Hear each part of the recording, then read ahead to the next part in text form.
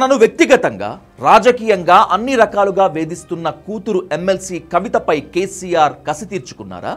తనను వ్యతిరేకించే వాళ్ళ విషయంలో వాళ్ళు ఎంతటి వాళ్ళైనా వాళ్ళ పట్ల తన ధోరణి ఎలా ఉంటుందో మరోసారి ప్రపంచానికి స్పష్టం చేశారా? చదువు కోసం విదేశాలకు వెళ్తున్న కొడుకుని ఆశీర్వదించమని వెళ్లిన కవితకు తన మార్క్ అహంకారం, ఆత్మాభిమానం ఎలాంటిదో అర్థమయ్యేలా చెప్పారు కేసీఆర్.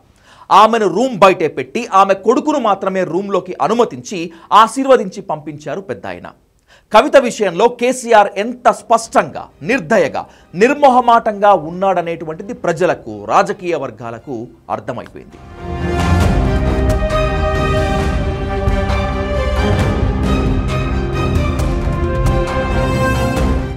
కవితకు 2 కొడుకులు. ఆమె పెద్ద కుమారుడు ఆదిత్య ఇప్పటికే అమెరికాలో చదువుతున్నాడు. రెండవ కుమారుడు ఆర్యన్ కూడా అమెరికాలో అండర్ గ్రాడ్యుయేషన్కు పంపిస్తున్నారు కవిత. ఈ సందర్భంగా తండ్రి కేసీఆర్ ఆశీర్వాదం తీసుకోవడానికి భర్త, తన 2 కుమారులను వెంట పెట్టుకొని ఎర్రవెల్లి ఫామ్ హౌస్కు వెళ్లారు కవిత. అయితే అక్కడ పక్కా తెలుగు సినిమాలో సీన్ రిపీట్ అయింది. కవిత ఎర్రవెల్లి ఫామ్ హౌస్ లోపలికి అయితే వెళ్ళగలిగారు, కానీ కేసీఆర్ను మాత్రం కలవలేకపోయారు. కవితను కలవటానికి, మాట్లాడేందుకు ఏం మాత్రం ఇష్టపడలేదు కేసీఆర్. కవిత తన వెంట ప్రైవేట్ కెమెరామ్యాన్ను కూడా పెట్టుకుని వెళ్ళింది. అయితే వాళ్లను ఇంటి బయటే ఆపేశారు. ఇంటి లోపలికి కవిత, ఆమె కుమారులను మాత్రమే అనుమతించారు. ఎవరిని ఫోటోలు తీయటానికి కూడా అనుమతించలేదు. కేసీఆర్ సతీమణి శోభ వచ్చి మనవడిని కేసీఆర్ బెడ్రూమ్లోకి తీసుకుని వెళ్లారు. కవిత, ఆమె భర్త అనిల్ నమస్కారం పెడుతూ రూమ్ బయటే ఉండిపోయారు.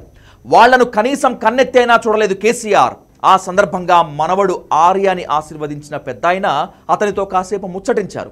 మంచిగా చదువుకో, ఏం చేస్తున్నావు, యూనివర్సిటీ పేరేంటి, అమెరికా ఎప్పుడు వెళ్తున్నావు అని మనవడిని అడిగి తెలుసుకున్నారు. కవితను మాత్రం మాట వరసకైనా గదిలోకి రమ్మని కోరలేదు కేసీఆర్. లోపలికి వెళ్ళి తండ్రితో మాట్లాడే ధైర్యం కూడా చేయలేకపోయింది కుమార్తె కవిత. ఆ తర్వాత కొద్దిసేపు తల్లి శోభతో గడిపి కవిత కుటుంబం తిరుగు ప్రయాణం అయిపోయింది. కుటుంబంలో పార్టీలు తీరని సంక్షోభం సృష్టించిన కవితను ఆమోదించేందుకు, అక్కున చేర్చుకునేందుకు కేసీఆర్కు ఇష్టం లేదనే విషయం ఇక్కడితో తేలిపోయింది.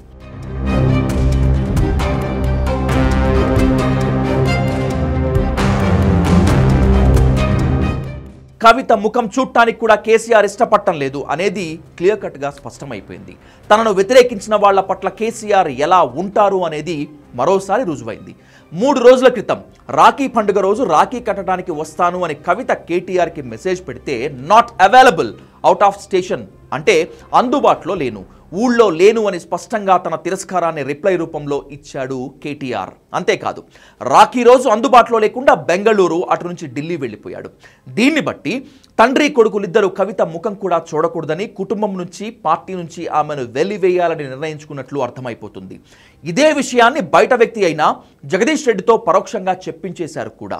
కొడుకులిద్దరిని తీసుకొని కవిత అమెరికా వెళ్ళిపోయింది. 15 రోజుల తర్వాత తిరిగి వచ్చాక అన్న, తండ్రి విషయంలో ఆమె వైఖరి ఏంటో క్లియర్ కట్గా స్పష్టమవుతుంది.